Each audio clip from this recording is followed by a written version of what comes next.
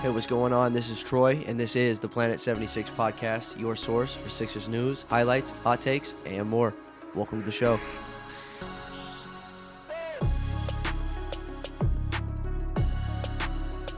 Welcome, everybody, to Planet 76 podcast. I'm your host, Michael from Trust Love, here with my co-host, Troy, and this is episode 9. We are rolling. We are rolling through episodes right now. Episode 9.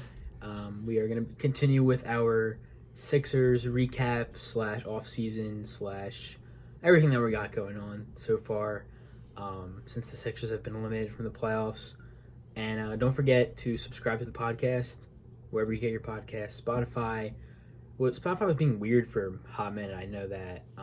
Apple Podcasts, wherever you get your podcasts. Follow us on Instagram, Planet76 Podcast. And yeah, make sure you guys subscribe. We're the weekly podcast. You already knew that, but here we are. And we're going to get into some player grades for the regular season, as well as some season recap stuff and some trades. Similar to last week, we have another trade here that we're going to talk about. And yeah, we're mostly going to focus on the regular season this week in this episode. As I mentioned, grades for each player, A to F, obviously. So we're just going to get right into it. Troy, welcome. What do you have? What do you got? There we go. I like it. Yeah, so like Michael said, this is just episode 9 total, episode 2 of our Sixers season recap for the 2020-2021 NBA season. Last week, if you didn't catch it, you should go back and listen to it. Just some off-season updates, a lot of Ben Simmons talk. Obviously, he's been a big name in Sixers news, the biggest name just involving trade talks and stuff. So we ranked some of our top guys that if we were to consider trading Ben, who would we want in return? A lot of Damian Lillard talk, and that's still going on Sixers news and NBA news. I mean, it's heating up a little bit. So yeah, that's kind of what we did last episode this week. That's for sure. And then this week, again, more regular season stuff. But, Michael, I'm going to hit you with it. So the NBA Finals are getting started today. Giannis is playing Game 1. We'll see if his health holds up. But who do you got? Who do you got winning the Finals? Well, we actually just discussed this a couple minutes ago off air. But personally, I got Bucks in 7. However, I would like to see the Suns win. Just because, the Chris Paul thing. Couple guys from the Sixers are on that team. I'd like to see them get a ring. You'd like to see Devin Booker get a ring. But I think the Bucks are going to win this series. A healthy Giannis is the best player on the court for both teams. So I think the Bucks are in 7 if Giannis is healthy. Plus, obviously you're going to count on their supporting cast guys, Middleton, Holiday, even Portis, Tucker, all those guys. So I got Bucks in 7.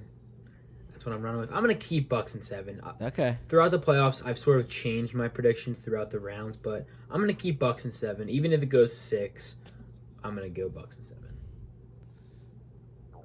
He's rolling with it. He's rolling with Bucks in 7. I think I'm going to go Suns just because. But, I mean, Suns are who I'm rooting for sure. And, I mean, they've just been solid all year. I mean, both teams have, but... the Bucks are a KD one less of a shoe size away from being eliminated, and the Suns. I mean, people didn't give them a chance. Really, I mean, they gave them a chance, but they thought the Lakers would win that series. Yeah. People thought who they play next, the Nuggets. Yes. Yeah. And they swept the Nuggets, right? Mm-hmm. Yeah. Suns in 4. The Suns in 4 guy went viral. Then the Clippers. I mean, they've just been taking care of business with good teams, and not that the Bucks haven't, but it's going to be good. I think Drew Holiday is going to be key. The point guard matchup, Drew Holiday and Chris Paul. Yes, for sure. There's a lot of likable guys in that series, I think.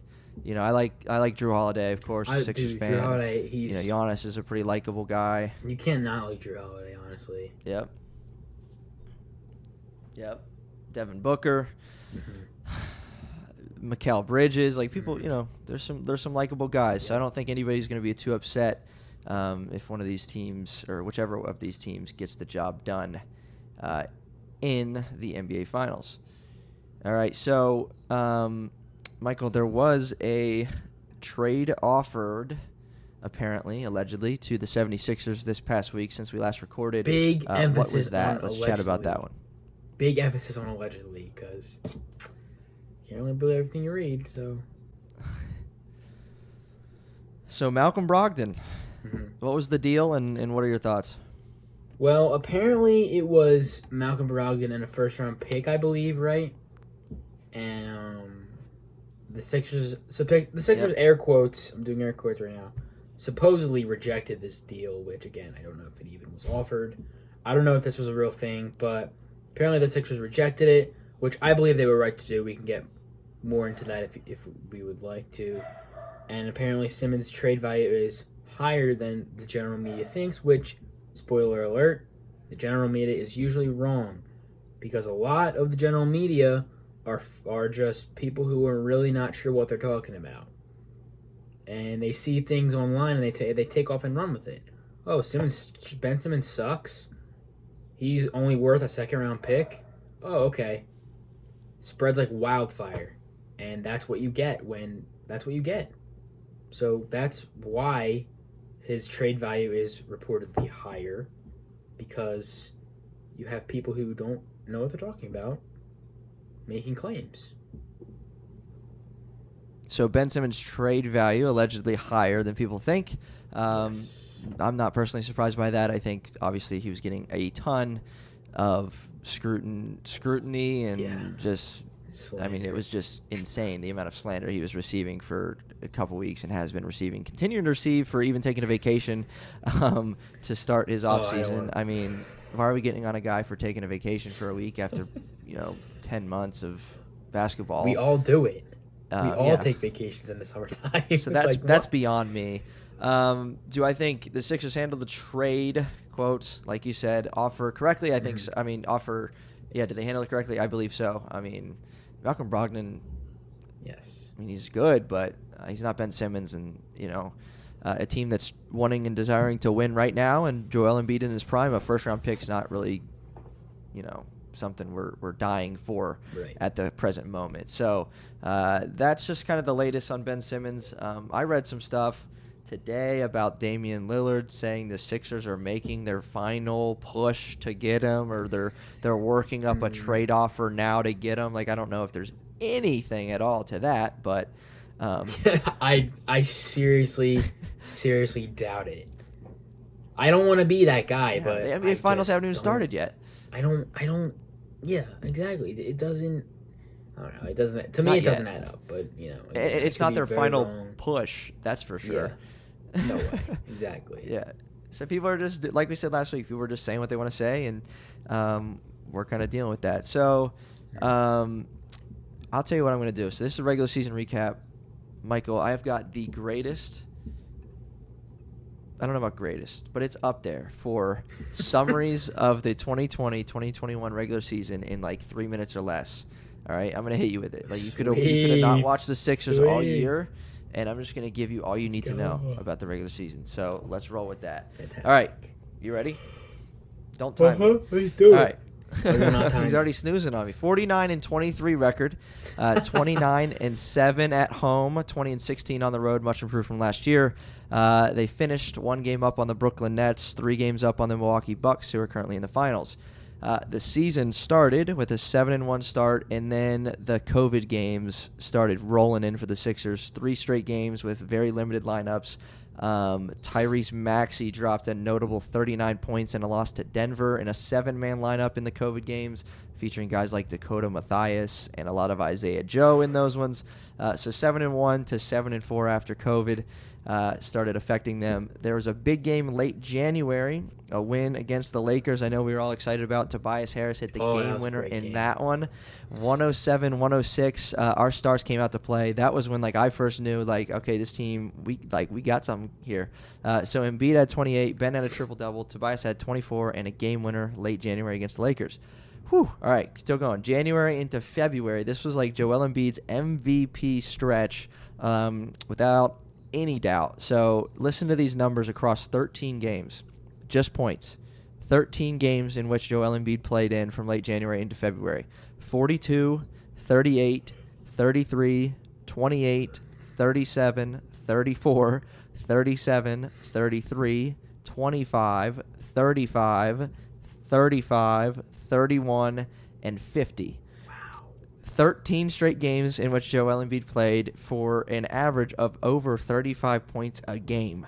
That's when you knew Joel Embiid was an MVP contender, that stretch late January to February.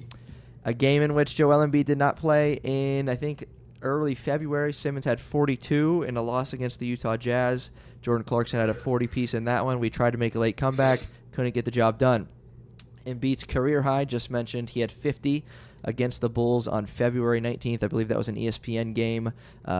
He was phenomenal in that one, could not miss, got to the line a lot. We were 20-11, a record of 20-11 on February 21st, and that was the last time that they were less than 10 games over 500. So February 21st, from that point on, they maintained a record of 10 over 500 for the remainder of the year. Embiid went down with his longer injury, leg injury, March 12th. We're getting to the end here. Sixers were 26-12 at that point, and he returned on April 3rd. The Sixers were 34-15. So they went 8-3 across an 11-game stretch without Joel Embiid, almost close to a month. Pretty good there. Early season, that was not the case. Embiid didn't play. The Sixers did not win. It was just that simple. They got over that, obviously, toward the end of the season. And then lastly, the final push for the 1 seed in the Eastern Conference, the 76ers finished with a record of 10-2 in their last 12 games. And in that stretch of 12, they won 8 straight, again, to secure the number 1 seed in the Eastern Conference. That's what you need to know about the Sixers regular season. 3 minutes, 10 seconds. Let's go. Not Yeah. bad. Yeah. What else? Like, I mean, what's your thoughts on just, I mean, anything stick out just regular season wise, like to you, a game, a player? Well, I mean, at least for me, I mean, as soon as December ended, I was campaigning for Joel to win MVP, and it never stopped. It still has not stopped. I think Joel should have won the award.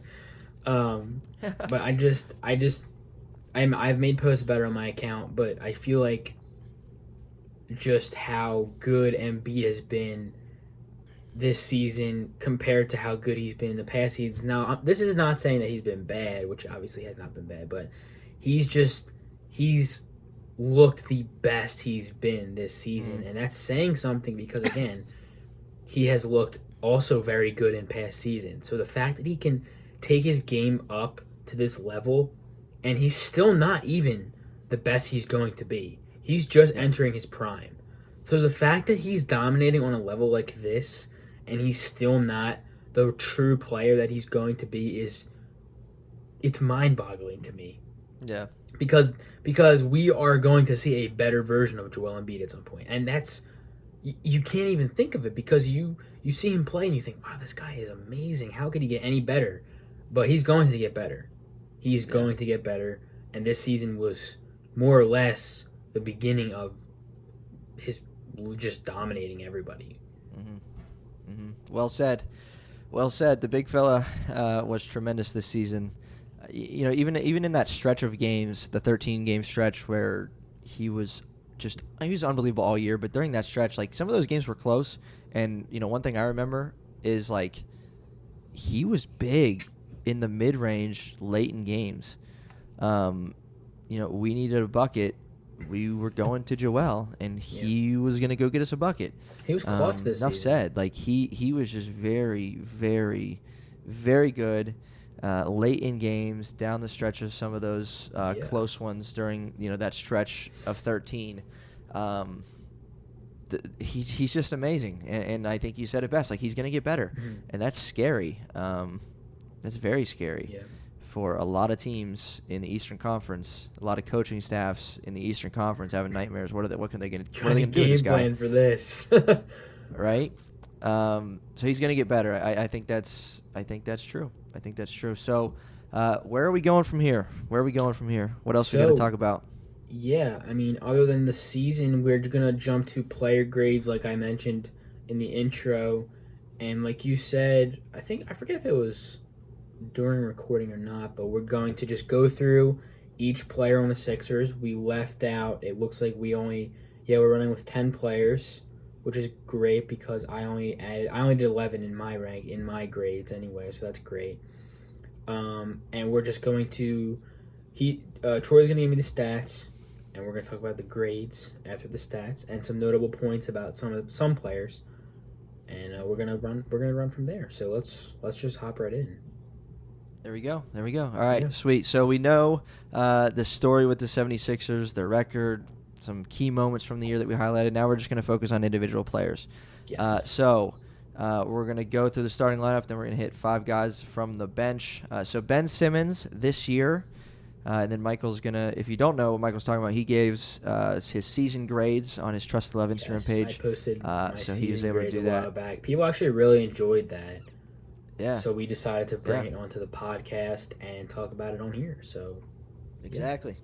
I know I did. I enjoyed it. So we're going to hear from Trust the Love himself. So Ben Simmons this year averaged 14.3 a game, scoring wise, 7 boards, almost 7 assists, over 1.5 steals.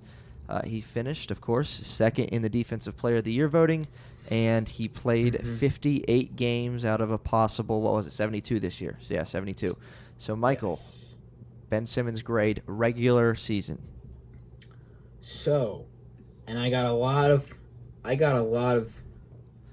choice words thrown at me for this, but I gave Ben Simmons a B for the regular season.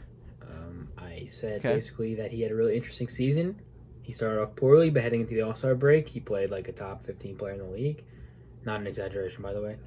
And then after the All-Star break, unfortunately, he decided to, you know what, I'm just going to take my foot off the brake, and I'm going to not play that great. So I gave him a B. And if he played a little bit more consistently, maybe end up with a B+, but gave him a B. So. Okay.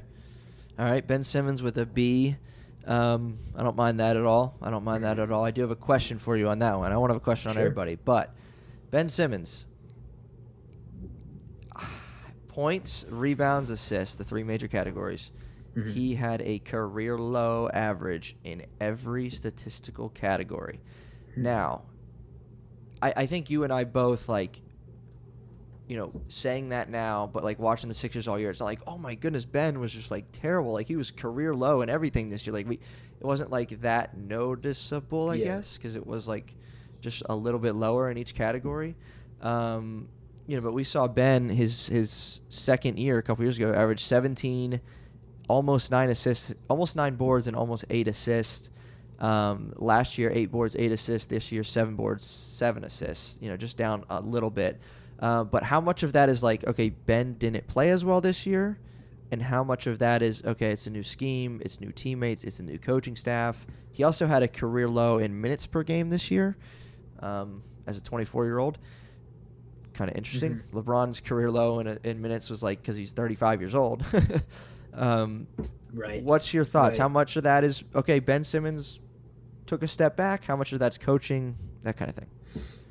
I think all of them could be used to explain that, because when it comes to any NBA player, really, any sort of drop in minutes is more than likely going to reduce your level of production. And you mentioned Ben Simmons took less shots this year. I believe so, yeah. Yeah, so I mean, let me see. I think some of that also may be coaching. Maybe he's told, hey Ben, try and be that facilitator a little more often. And I mean, look, we've seen it. He can score at will. He can score the ball at will when he wants to. We saw him take a step back in that area, probably because of the minutes thing, maybe because of coaching, maybe because of the role that he's been used in. We're seeing him more of he has been, but we're seeing him more as the point of attack for the offense, the playmaker. Him and Joel ran a lot more pick and rolls this year. He was the screener a lot of times. If it was him and another guard, I think the way that he's been used probably has something to do with that. And also, I just think he had a down year. I mean, it's pretty obvious, but I just think he had a not so great season. And I say not so great in the area of his inconsistency, because he was inconsistent this season. Not that he was necessarily bad, but he wasn't as great or good as we would like, is what I'll say. At least for me. Yeah, I think that's true. So Ben Simmons, definitely some inconsistency this year. Yes. Again, not a terrible year. Dude was an all-star. Dude was a first-team All-NBA defensive guy. But certainly, obviously, a drop in production. Statistically, does that mean Ben wasn't key? Does that mean Ben wasn't, big in certain moments this year? Of course he was. But Yeah. a drop statistically for Ben Simmons this season. All right, moving on to the two-man this year, Seth Curry. Seth Curry posted just over 12 points a game, 2.5 boards, 2.5 assists, 45% from three, which is not unusual for Mr. Curry. Laser. 57 games played. Let's hear your grade for Seth Curry's regular season. All right, so, and I'm gonna be staying consistent with the ones that I made in my posts, but I gave Seth Curry a B+ this season. He was borderline A for me. He did have some not so great showings. A lot of that due to the fact that he had the coronavirus and he was recovering. But I'll give him a B+. I gave him a B+. Basically that, he was very good for the Sixers this season. He won them games single-handedly with his shooting ability. And it's something the Sixers haven't had in a while. A guy that can not only create his own shot, but also score the ball and just shoot lights out from three. This is not something the Sixers have had in, I don't know how long. I mean, they had Jimmy Butler, who's a great shot creator for himself and others, but he wasn't a great shooter. And Seth Curry brings in similar elements, but he's a great shooter. So it makes it all the more better for him and the Sixers. So Seth Curry with a B+. Yes. From Michael Trust to Love. Not mad at that one either. I think that's fair. 45% from three. Yeah, I mean, I was very happy with him this year. He was impressive. Did a little more off the dribble, I thought, this year than maybe I was accustomed to seeing just whenever I would watch Seth Curry previously before he arrived on the 76ers. But happy to have Seth, and certainly after the playoffs, happy to have him too. Yes. So Danny Green averaged just over 9 a game, almost 4 rebounds, 1.5 assists, shot the ball 40% from three, and played 69 out of 72 games. Mr. Reliable. What's your grade for Danny Green? I actually gave him a B+ as well. That might come off as sort of surprising, maybe not to you, but to some. I just think Danny had a really great season. I mean, I don't want to great, but he had a very good season. He didn't have a great start, but after the All-Star break, he was absolutely lights out from three. Just constant threat to shoot and score. And I just think he had a great season. I think he was a big factor as to how successful the Sixers were the regular season. I gave him a B+. Yeah. There you go. Yeah, Danny Green had some big performances this year. He was consistent. Obviously, he played 69 games. He was consistently in the lineup as well. Yes. But, he just had some really big performances. And like you said, shooting the ball extremely well from the corner. Enough said there. Next one, Tobias Harris. Yes, almost 20 a game, almost 7 boards, 3.5 assists, over 51% from the field, nearly 40% from three, nearly 90%, almost a 50-40-90 guy, nearly 90% from the free throw line, and played 62 games. What is your grade for Mr. Harris? So, one of the only 2 players with an A or higher this season.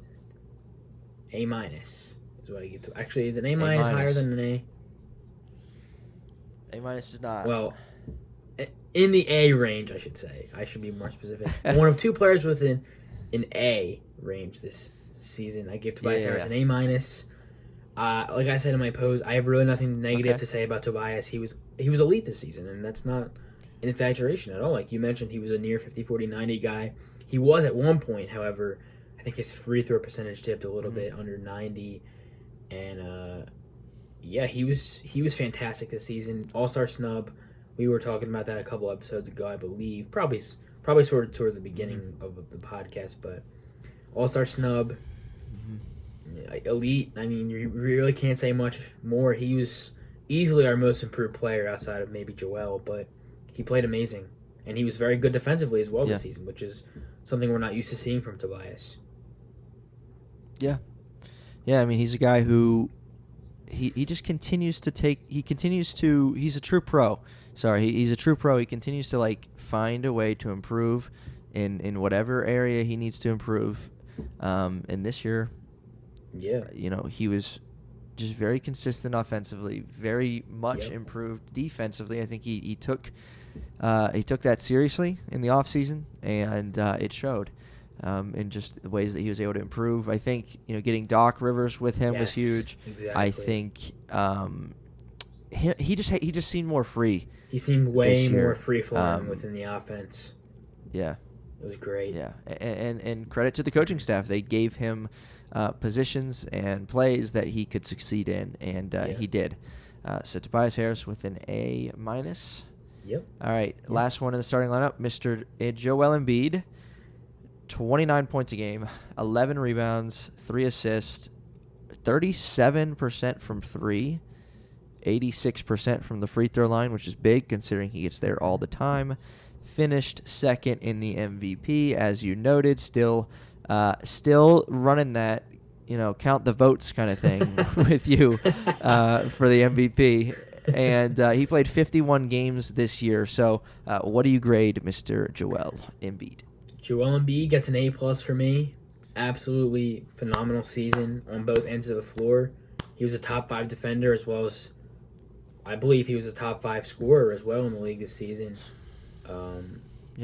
Just an overall amazing season from Joel Embiid. Obviously, like we were mentioning earlier, this is just the beginning for his display of just dominance. We're going to see Joel Embiid get better. He's going to be an MVP candidate, granted he stays healthy, for years. Until he's in his 30s, mid-30s. This is who Joel Embiid is now. Again, barring any significant injury. I pray to God that nothing happens. But I give Joel Embiid an A+ this season.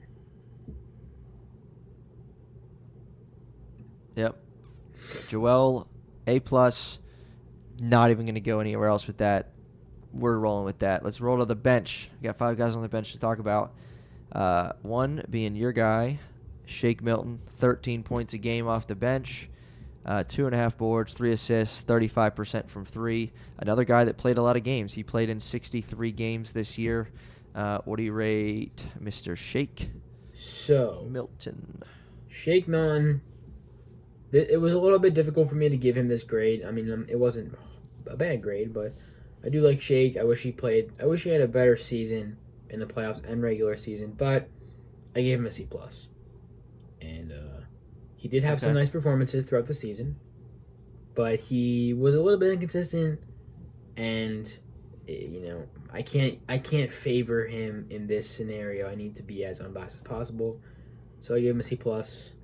I believe if he played a little better, he would have received a B, obviously. And yeah, I mean, he was good, but he wasn't that good. He was pretty average, if I do say so myself. Yeah, the inconsistency. You hit on it. Without that, because I think if you take, now you could say this probably about any NBA player, but without Shake's bad games, if you will, we're looking at a B+, A-. If you take his half of his games, and I don't know when Shake's year kind of started to turn. He had a couple games early April, so pushing toward the end of the season that were solid. Yeah. He was obviously solid kind of early on, midway through the season, but he did have some rocky moments, that's for sure, and we know in the playoffs, of course, too. But even in the regular season, so. But again, if you take some of those away and you get more consistency from him, then we're going from being like, okay, Shake had an okay year, to being like, okay, Shake had a great year. So would love to see, if Shake Milton is in a 76ers uniform next year, would love to see some more consistent play from him. Definitely. Tyrese Maxey, 8 points a game, just a couple rebounds, couple assists, only 30% from 3-point range. stat that I had for this one in particular, less than a turnover per game, 0.7 turnovers per Pretty game good. in 15 minutes played. Again, a lot of that, he's having the ball in his hands, and he played 61 games. What's your grade for Tyrese? Ooh, excuse me, I have to yawn. Sorry. So I gave Tyrese Maxey a B, surprisingly to some, potentially. I think as a rookie, It's a little surprising. Tyrese Maxey impressed me a lot with the things that he did on the court, especially in his offensive game. The way he was able to get to the rim seemingly very easily. His shot selection was a little bit questionable at times, but as a scorer, he looks like he knows the game and understands the game at a pretty nice level right now as a rookie. So I give him a B. I gave him a B. You could easily. I feel like you could probably give him a C plus if you were a little more critical of him. So I wouldn't say it's a high B, but I would say it's like borderline C plus B. Yeah. Oh, no, and I think a lot of that has to do with the fact that he's a rookie, right? Yes. Very impressive. Because if Tyrese comes out and puts up those exact same numbers next year, he ain't getting a B from you, I don't think. If he's on the 76ers, we want to see some steps. We want to see that three-point percentage improve. We want to see him get to the free throw line a little more, like whatever it looks like. Yes, a lot of that's taken in just, because it's his rookie season. But obviously some tremendous moments from Tyrese this year. Do not disagree with that. All right, Mr. Defense, Matisse Thybulle, nearly 4 points a game on the offensive end, 2 rebounds, 1 assist, 30% from 3. He and Tyrese had the exact same 3-point percentage. Interesting. Wow. Let's see, about 10 steals a game. No, sorry, 1.5 steals a game, 1 block per game, 17 deflections. That's not true, but it might be. 20 minutes. 20 minutes per game. He finished second team all defense in 65 games. Matisse Thybulle. So I gave Matisse a B. I obviously Matisse. Now I'm not gonna lie. Matisse grew on me a lot this season. Entering the season, I wasn't as high on Matisse as I am now. But he was pretty impressive. He did show some pretty minor improvements on offense, but any improvement's good for him because he's like a second year player. He was obviously one of the best defenders in the league, like you mentioned, second team all defense. And if he makes any improvement in his offensive game, he's a starter. If he shoots league average from 3, which I think is probably around 36%, he's a starter. He's just that good defensively that any boost in his offensive game will just turn him into a totally different player for the better. So I give Matisse a B, and I think it would be a high B, not a low B, not a borderline C plus, but a B, like a solid B for Matisse. Yep. Well said. And I mean, again, like all of these do, I think it matters who the player is, what your expectations are coming in, and what they did. Matisse to be an all-NBA defender. He got recognition rookie year, but he finally got real recognition this year for what he does defensively. First person, I think, in NBA history to make an all-defensive team while only playing 20 minutes per game. It's just amazing. I mean, his per 48 minutes or whatever is just insane. He is truly unbelievable on the defensive end. Any improvements on offense, and we talked about it last episode. Can't say it enough. He's going to be a starter. He's going to be in the league for a long time. Furkan Korkmaz. We got 2 left. Furkan and Dwight Howard. So Furkan averaged 9 a game, a couple rebounds, a couple assists, like the other 2 guys we just said. 37.5% from 3. That's pretty good. Just under 20 minutes a game. He had a couple injuries this year. He missed 17 games. So played a total of 55. What's your grade? So I actually also gave him a B. I gave him a lot of B's. I may be a little generous, maybe a little too harsh on some, but I gave him a B. He did have a bit of a rocky start to the season. He picked it up, however, like you mentioned, almost 38% from 3. He managed to maintain a very high 3-point percentage, which was one of the reasons that I gave him a B, because he managed to be one of our best shooters this season, and at least from 3. I mean, obviously, A lot of players averaged higher percentages than him from 2 and from the field, but from 3, he was one of our best shooters. And he improved somewhat decently. I would say he got a little better defensively. I would say he got a little better as a ball handler. So I would say those improvements definitely helped his grade on this one. Yeah, he's one for me that I think kind of gets lost in the shuffle a little bit, like for sure. because you got everybody talks about Shake, everybody talks about Tyrese, everybody talks about Matisse, and then there's Furkan. I don't know, good year, good moments. Sometimes you see Furkan where he goes out and shoots, 6 for 7, and then sometimes you see Furkan where he's 1 for 7. Yeah, that is true. Just kind of what you see from him, but made some improvements. Again, only in 19 minutes a game, he averaged 9 points. You average that out to a league average. He's up around 15, 16 points if he's getting starters minutes or so. I think my math is somewhat correct on that. Last one, Dwight Howard, 7 points a game, 8.5 rebounds per game, which is good for 17th best in the NBA.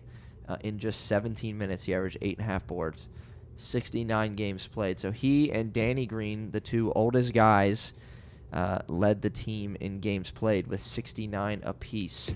Dwight Howard. Seasoned veterans. Season grade. So, surprisingly enough, I gave Dwight a B+. Well, I mean, it might not be surprising, but at least to me, it wouldn't be surprising because I'll explain why. Dwight, I mean, if we're being honest, Dwight was very good this season. He played his role extremely well. He was the perfect backup to Joel Embiid. He did everything that you want a backup center to do. He defends, rebounds, blocks shots, catches lobs. He hustles. He's tough. He brings the energy. I think he was very good this season. I think he was a very underrated piece of the Sixers' success in the regular season. And B+. Dwight Howard gets a B+ for me. Yep. I mean, in years past, we mentioned it already, the stretch that the Sixers had during Joel's lengthy injury of going 8-3. Yeah. Dwight played those games.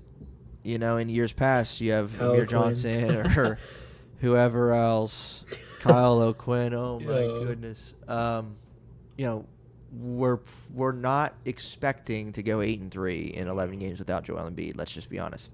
And Dwight Howard was a reason as to why we were able to do that during that stretch. And so, credit to Dwight. Better regular season than postseason, in my opinion. That's a topic for another day. Yeah. But so this is regular season. We're in a happy place. These are happy thoughts. Dwight Howard, good season.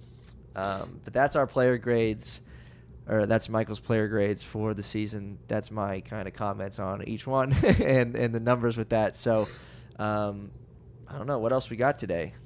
I think that's it. Next week, we're going to get into some playoff grades and some thoughts on the playoffs, and we'll go from there. Yeah, exactly. Next week, playoff focused. Might get a little riled up talking about the playoffs again. Regular season. These are happy days. Happy days for sure.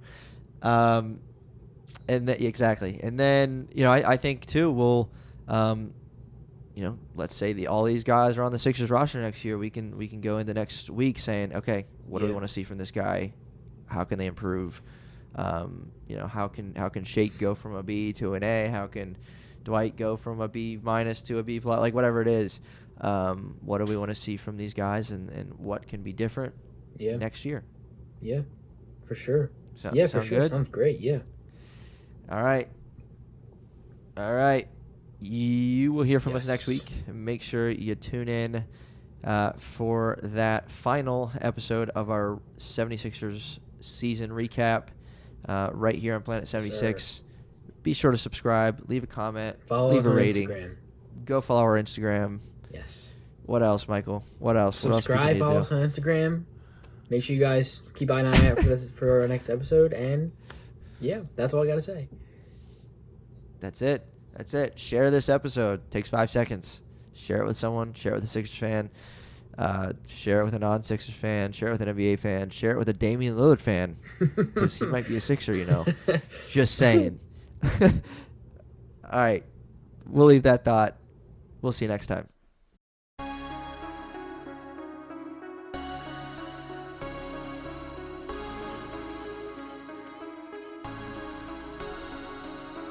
You just listened to an episode of the Planet 76 podcast. Hey, we appreciate you joining us for this episode.